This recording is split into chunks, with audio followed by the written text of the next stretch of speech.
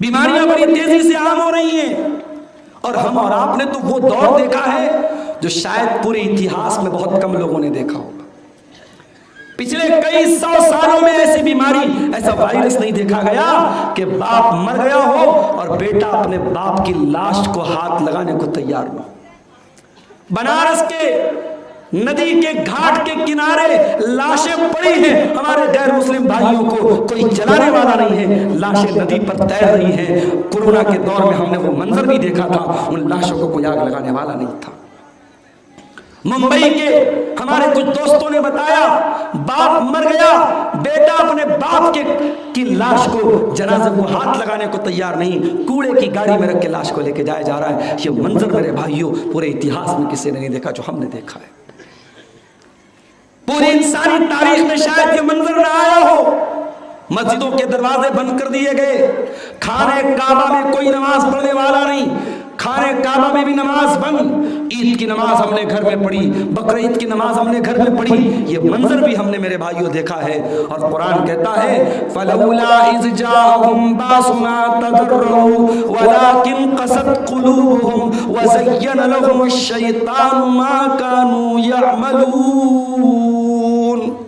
میرے بندو، جب ہمارا عذاب آیا، ہماری طرف سے تکلیف آئی، آزمائش آئی، بیماری آئی، تو ہونا تو یہ چاہیے تھا کہ تم گڑ گڑاتے، تم توبہ کرتے، تم اللہ سے معافی مانگتے، تم سدھر جاتے، تم اصلاح کر لیتے، لیکن نہیں۔ وَلَكِنْ قَسَتْ قُلُوبُهُمْ، ان کے دل سخت ہو گئے، دل کٹھور ہو گئے۔ شرابی تب بھی شراب پیتے رہے، زانی تب بھی زنا کرتے رہے، حرام خور تب بھی حرام کھاتے رہے، بے پردہ لڑکیاں گھومنے والی تب بھی بے پردہ گھومتے رہی، کسی برائی میں کمی نہیں آئی، کسی گناہ میں کمی نہیں آئی۔ میرے پیارے ساتھیوں، بیماریاں ہم سے پوچھ کے نہیں آئیں گی، اور معاف کرنا میرے نوجوان، جب بیماری آئے گی یہ پوچھ کے نہیں آئے گی تیری عمر کتنی ہے، تیری شادی ہوئی کہ نہیں، تجھے بچے ہوئے کہ نہیں، تو نے مکان بنایا کہ نہیں، تو نے زندگی کا شوق پورا کیا کہ نہیں۔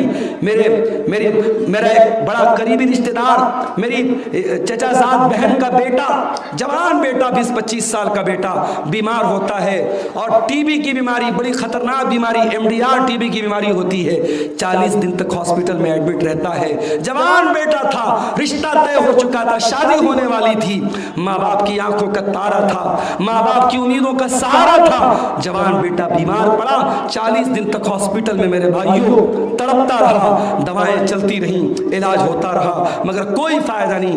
40 دن کے بعد گھر لایا گیا، 2 دن کے بعد ڈیتھ ہو جاتی ہے، انتقال ہو جاتا ہے۔ موت کا فرشتہ آ کر کے یہ نہیں پوچھتا ہے کہ میرے اللہ کے بندے یہ بتا کہ تیری شادی ابھی تک نہیں ہوئی، تجھے بچے نہیں ہوئے، تو نے زندگی کے بہت سارے رنگ و روپ نہیں دیکھے، ابھی میں تجھے نہیں موت دوں گا۔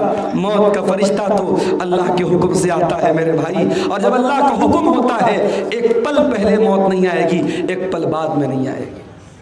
اب ذرا سوچو میرے بھائی، کسی کو گانا سنتے ہوئے اگر موت آ گئی، کسی کو ننگی ویڈیو دیکھتے ہوئے موت آ گئی، کسی کو شراب اور نشہ کرتے ہوئے موت آ گئی، کسی کو غلط کام کرتے ہوئے موت آ گئی، تو قیامت کے دن جب وہ اٹھے گا، وہی زنا کرتے ہوئے اٹھے گا، وہی سگریٹ پیتے ہوئے اٹھے گا، وہی حرام کام کرتے ہوئے اٹھے گا۔ اللہ کے نبی فرماتے ہیں ان العبد یبعث علی ما مات علیہ، بندہ جس حال میں مرے گا اسی حال میں قیامت کے دن اٹھایا جائے گا۔ میرے عزیز ساتھیوں، ہمیں اور آپ کو آج اس بات پر غور کرنے کی ضرورت ہے، اور قرآن کے اس سوال کا جواب ہمیں تلاش کرنے کی ضرورت ہے۔ الم یان للذین آمنوا ان تخشع قلوبہم لذکر اللہ، کیا ایمان والوں کے لیے وہ سمے نہیں آیا کہ ان کے دل اللہ کا کلام سن کر کے پگھل جائے؟ اور آگے بڑھیے، ایک بہت بڑا ڈاکو ہے، ڈاکو کا نام تھا فضیل ابن عیاض، اس کا کام تھا لوگوں کے گھر پہ جا کے ڈاکہ ڈالنا، لوگوں کا مال لوٹ لینا، لوگوں کو جان سے مار دینا۔ فضیل ابن عیاض ڈاکہ ڈالنے کے لیے ایک مکان کی چھت پر کودتا ہے، رات کا سناٹا ہے، اللہ کا کوئی بندہ قرآن کی تلاوت کر رہا ہے، تلاوت قرآن کی آواز فضیل ابن عیاض کے کانوں میں پڑتی ہے، اور اللہ کا وہ بندہ اتفاق سے یہی آیت پڑھ رہا تھا، سورہ حدید کی آیت نمبر 16، الم یأن للذین آمنوا ان تخشع قلوبہم لذکر اللہ، کیا ایمان والوں کے لیے ابھی وہ سمے نہیں آیا کہ کہ ان کے دل اللہ کا کلام سن کر کے پگھل جائیں۔ جب یہ آیت فضیل ابن عیاض کے کانوں میں پڑی، فضیل ابن عیاض نے سوچا کہ اے اللہ، کوئی تیرا بندہ رات میں بیٹھ کر قرآن پڑھ رہا ہے اور میں بیٹھ کے ڈاکہ ڈال رہا ہوں، میں لوگوں کی جان اور مال پر حملہ کر رہا ہوں۔ فضیل ابن عیاض کے دل میں توبہ کا خیال آیا، وہاں سے باہر نکلا، بارش کا موسم تھا، ایک ویرانے کے پاس، ایک کھنڈر کے پاس کچھ لوگ موجود تھے، فضیل ابن عیاض بھی پیچھے جا کے کھڑا ہو گیا۔ وہ لوگ آپس میں باتیں کر رہے تھے، موسم خراب ہے، ہمیں نکل جانا چاہیے۔ دوسرے لوگ کہہ رہے تھے نہیں نہیں یہی رات گزار لو، فضیل ابن عیاض نام کا بہت مشہور ڈاکو ہے، ہم راستے میں نکلیں گے کہیں ڈاکہ نہ ڈال لے، کہیں ہمارے مال کو نہ لوٹ لے، ہمارے سامان کو نہ لوٹ لے۔ فضیل ابن عیاض کی آنکھوں سے آنسو آ گئے، اے اللہ تیرے بندے آج مجھ سے ڈرتے ہیں، اے اللہ اتنا ڈر تو اگر اللہ سے لوگوں کے دل میں پیدا ہو گیا ہوتا تو لوگ ولی بن جاتے، لوگ متقی بن جاتے، لوگ پرہیزگار بن جاتے۔ فضیل ابن عیاض نے سچی توبہ کی، میرے بھائی سچی توبہ کی، اور وہیں سے یہ عہد کیا کہ اب ساری زندگی میں اپنے آپ کو اللہ کے گھر سے جوڑ دوں گا، مسجد حرام سے، خانہ کعبہ سے جوڑ دوں گا۔ اور اس کے بعد فضیل ابن عیاض کی ساری زندگی خانہ کعبہ کے پاس گزرتی ہے، اور اپنے دور کے بہت بڑے عالم، بہت بڑے زاہد اور بہت بڑے اللہ والے جانے جاتے ہیں۔ قرآن کی ایک آیت فضیل ابن عیاض کے دل کی دنیا کو بدل دیتی ہے۔ میرے پیارے ساتھیوں، ہمارے دل کی دنیا کب بدلے گی؟ میں پھر وہی آیت پڑھ رہا ہوں، أَلَمْ يَعْنِ لِلَّذِينَ آمَنُوا أَن تَخْشَعَ قُلُوبُهُمْ لِذِكْرِ اللَّهِ۔ اے ایمان والو، وہ سمے کب آئے گا، وہ ٹائم کب آئے گا جب اللہ کا کلام سن کر کے تمہارے دل پگھل جائیں گے۔ اچھا، قرآن کو پڑھنا بھی بڑے ثواب کا کام ہے اور قرآن کو سننا بھی بڑے ثواب کا کام ہے۔ قرآن کو سننے میں بھی بہت ثواب ہے۔ ہمارے نبی قرآن پڑھتے بھی تھے اور قرآن سنتے بھی تھے۔ آئیے ایک واقعہ آپ کو سناتا ہوں، بخاری کی روایت ہے۔ اللہ کے نبی کے پاس ایک صحابی آتے ہیں، نام نوٹ کر لو، عبداللہ بن مسعود۔ عبداللہ بن مسعود یہ بڑے دبلے پتلے صحابی تھے، سنگل پسلی کے، اتنے دبلے پتلے تھے کہ ایک مرتبہ پیڑ کے اوپر چڑھ کے مسواک توڑ رہے تھے اور ہوا بہت تیز چل رہی تھی اور ان کی پتلی پتلی ٹانگیں ہوا میں لہرا رہی تھی، تو صحابہ کرام ہنسنے لگے، مذاق اڑانے لگے۔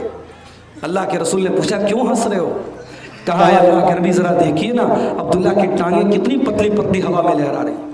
آپ نے کہا اے لوگو، تم عبداللہ کی ٹانگوں کا مذاق اڑا رہے ہو، لہما اسقل فی المیزان من احد۔ قیامت کے دن جب اللہ تعالیٰ میزان کے اوپر، ترازو کے اوپر جب اعمال کو تولے گا تو عبداللہ بن مسعود کی پتلی پتلی ٹانگیں احد پہاڑ سے بھی زیادہ وزندار ہوگی۔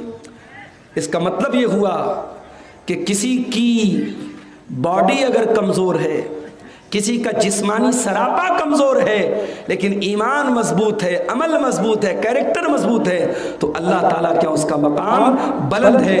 دنیا اس کو کیا سمجھتی ہے یہ میٹر نہیں کرتا، اللہ کے آپ کا ایمان دیکھا جائے گا، آپ کی باڈی، آپ کی خوبصورتی، آپ کا بال، آپ کی جو ہے آپ کے جو ہے شریر کتنا تگڑا ہے، اللہ تعالیٰ کا یہ میٹر نہیں کرتا، آپ کا ایمان اور عمل اللہ تعالیٰ کا میٹر کرتا ہے۔ عبداللہ بن مسعود اللہ کے نبی کے پاس آتے ہیں۔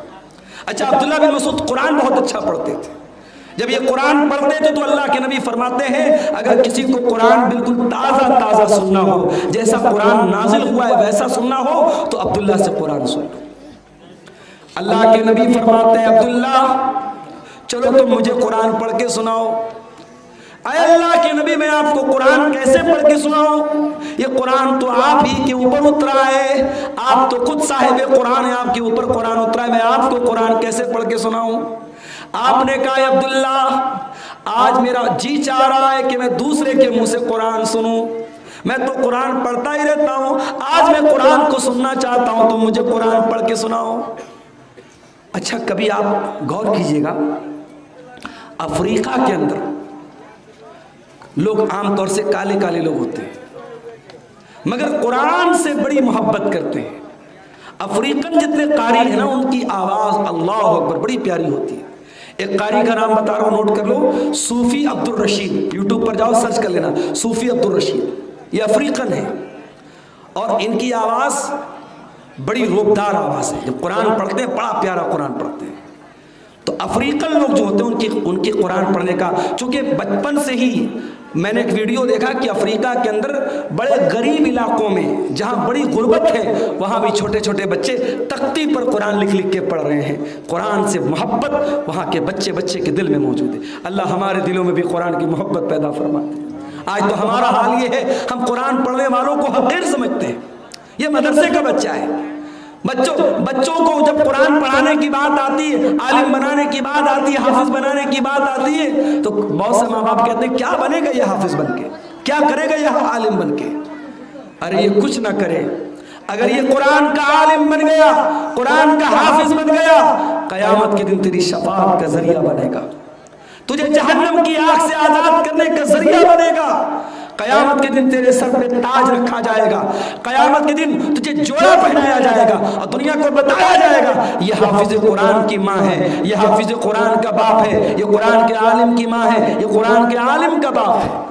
کوئی مس ورلڈ بن گیا، کوئی عورت مس ورلڈ بن گئی، کوئی مس انڈیا بن گئی، کوئی مسٹر انڈیا بن گیا، یہ بڑے بڑے دنیا میں ایوارڈ ملتے ہیں۔ ذرا سوچو قیامت کے دن تمام لوگوں کے سامنے جس ماں باپ کے سر پہ تاج رکھا جائے اس کے بچے کے حافظ ہونے کی وجہ سے وہ کتنا بڑا تاج ہوگا، وہ کتنا بڑا اعزاز ہوگا میرے بھائی۔ اس لیے قرآن پڑھنے پڑھانے والوں کو کبھی حقیر مت سمجھنا میرے بھائی۔ خیرکم من تعلم القرآن وعلمہ، سب سے بہترین انسان وہی ہے جو قرآن کو سیکھتا ہے اور قرآن کو سکھاتا ہے۔ آپ نے کہا عبداللہ تم مجھے قرآن پڑھ کے سناؤ، میں سننا چاہتا ہوں۔ حضرت عبداللہ بن مسعود کہتے ہیں میں سورہ نساء کی تلاوت کرنے لگا، اللہ کے پیارے نبی قرآن سننے لگے، میں پڑھ رہا ہوں اور اللہ کے نبی سن رہے ہیں۔ سنتے سنتے جب میں سورہ نساء کی آیت نمبر 31 کے اوپر پہنچا اور اس آیت کے اوپر میں پہنچا فَكَيْفَ إِذَا جِئْنَا مِنْ كُلِّ أُمَّةٍ بِشَهِيدٍ وَجِئْنَا بِكَ عَلَى هَؤُلَاءِ شَهِيدًا۔ اے نبی اس وقت آپ کا کیا حال ہوگا جب ہر امت میں سے ہمیں گواہ بنائیں گے، اور اے نبی آپ کی امت کے اوپر ہم آپ کو گواہ بنائیں گے۔ حضرت عبداللہ کہتے ہیں جب میں اس آیت کے اوپر پہنچا اللہ کے نبی نے فرمایا بس کرو، اے عبداللہ رک جاؤ، اسٹاپ کر دو، روک دو۔ جب میں نے نظریں اٹھا کے دیکھا فَإِذَا عَيْنَاهُ تَذْرِفَانِ، اللہ کے نبی کی دونوں آنکھوں سے آنسو بہ رہے تھے، اللہ کے نبی رو رہے تھے۔ قرآن کی اس آیت میں جس ذمہ داری کا احساس دلایا گیا تھا، جو ذمہ داری یاد دلائی گئی تھی، اس ذمہ داری کو یاد کر کے اللہ کے نبی رو رہے تھے۔